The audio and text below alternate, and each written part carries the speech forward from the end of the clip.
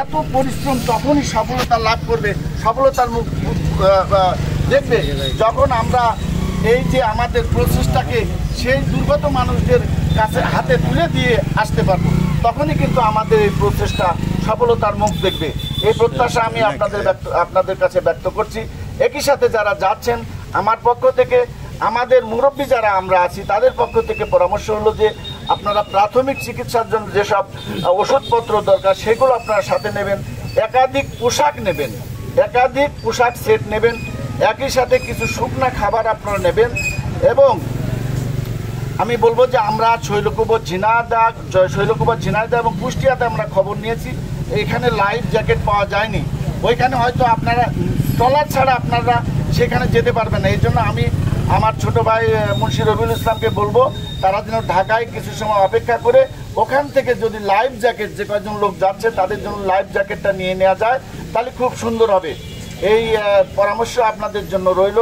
এবং একই সাথে মহান আল্লাহ তাআলার কাছে আমি আমার পক্ষ থেকে এবং আমরা যারা মুরব্বী আছি এবং এলাকাবাসী সবার পক্ষ থেকে মহান আল্লাহ তাআলার কাছে আমরা দোয়া আল্লাহর রহমত কামনা করছি যে আল্লাহ তাআলার জন্য আমাদের এই ক্ষুদ্র প্রচেষ্টাকে সফলতার মুখ দেখান। এই প্রত্যাশা ব্যক্ত করে সকলের সফলতা, সুস্বাস্থ্য এবং আপনারা যেন সুন্দরভাবে আমাদের এই প্রচেষ্টাকে দুর্গত মানুষদের হাতে পৌঁছে দিয়ে আবার সুন্দরভাবে সুস্বাস্থ্য নিয়ে আমাদের মধ্যে ফিরে আসেন, এই প্রত্যাশা ব্যক্ত করে আমি আমার সংক্ষিপ্ত কথা শেষ করছি। ওমা তৌফিক ইল্লা বিল্লাহ। আসসালামু আলাইকুম ওয়া রাহমাতুল্লাহ। সাংবাদিক ভাইরা যারা উপস্থিত আছেন, আপনাদের যদি প্রশ্ন থাকে বলতে পারেন। কত প্যাকেট নিয়ে যাচ্ছে? আচ্ছা, আমরা এখানে প্যাকেট করেছি 1018 প্যাকেট, 1018 প্যাকেট আমাদের এখানে আছে।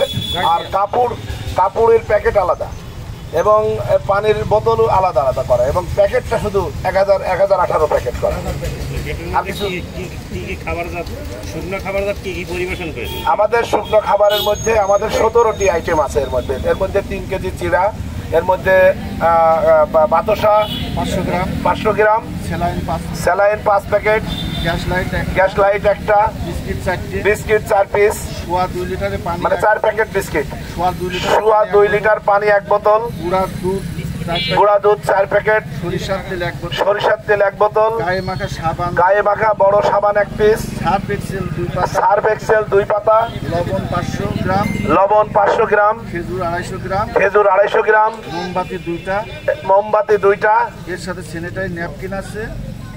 স্যানিটারি ন্যাপকিন আছে। মানে মহিলাদের জন্য এটা এক্সট্রা আলাদা করা, ক্ষেত্র বিশেষ দেওয়া হবে। খাদ্য, বস্ত্র এবং ওষুধ সামগ্রী আপনাদের আছে, এবং ওষুধের মধ্যে আছে প্যারাসিটামল 1 পাতা করে আছে প্রত্যেক প্যাকেটে। তারপরে প্যারাসিটামলের সাথে আপনার ফ্লাজিল আছে 1 পাতা করে, অ্যালসেট মানে ঠান্ডা জনিত যে সমস্ত অ্যালসেট 1 পাতা করে আছে, এবং গ্যাসের জন্য গ্যাসের ট্যাবলেট জরিল 1 পাতা করে দেওয়া আছে। আর পানি বিশুদ্ধকরণ ট্যাবলেটের জন্য আমরা চেষ্টা করেছি, আসলে ওটা ম্যানেজ করতে পারিনি। ইউনো সাহেব মহোদয়কে বলছিলাম, উনিও পায়নি, চেষ্টা করছিলাম ওটা দেওয়ার জন্য, আমরা ওটা দিতে পারিনি। সবারই ধৈর্যচ্যুতি ঘটছে, আমি বেশি কথা বলবো না, শুধু এতটুকুই বলবো যে আপনারা শুধু এই শৈলকুপা হয়তো অনেকে জানেন বা অনেকে জানেন না যে 17 সালে রোহিঙ্গাদের জন্য যে ত্রাণটা যায় শৈলকুপা থেকে, সেটাই মানব কল্যাণ সংস্থা থেকেই যায়। এরপরে অবশ্য আমি বাজার কমিটির সভাপতি থাকা অবস্থায় নূতন বাজার যে দোয়ার মাহফিলটা হয় ওটা আমরা বাজার উদ্যোগে করেছিলাম। তবে আমাদের হাই স্কুল মাঠে 2 দিন ব্যাপী যে দোয়ার মাহফিলটা হয়, ওয়াজ মাহফিলটা হয়, ওটা কিন্তু এই মানব কল্যাণ সংস্থার পক্ষ থেকে হয়েছিল। এই জন্য যাতে এরা আগামীতে আরও ভালো ভালো কাজ করতে পারে, সেই জন্য আমরা এই সংস্থার পাশে থাকবো। এই কথা বলেই আমি আমার সংক্ষিপ্ত কথা এখানে শেষ করছি।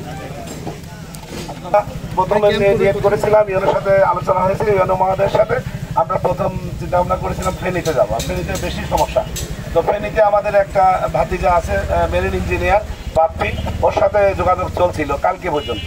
তো কালকে আমাকে আজকে সকালেও ফোন দিয়েছে, বললো যে কাকা আপনারা এখানে আর আসার দরকার নেই, কারণ পানি নেমে গেছে, ওখানে পর্যাপ্ত মানে ত্রাণ গেছে। অতএব এখানে আপনারা আসা দিতে পারবেন, কিন্তু অ্যাভেলেবেল পাচ্ছে। অতএব যেখানে নেই, যাচ্ছে না ত্রাণ, সেখানে আপনারা যান। আমরা চিন্তা ভাবনা করেছি এখন কুমিল্লার উদ্দেশ্যে আমরা রওনা দিচ্ছি। কুমিল্লা কিছু দেবো, আর একটা নিয়ে আছে নোয়াখালী দেবো, এই দুটো চিন্তা ভাবনা করে। নোয়াখালীর উদ্দেশ্যে আপনারা এখান থেকে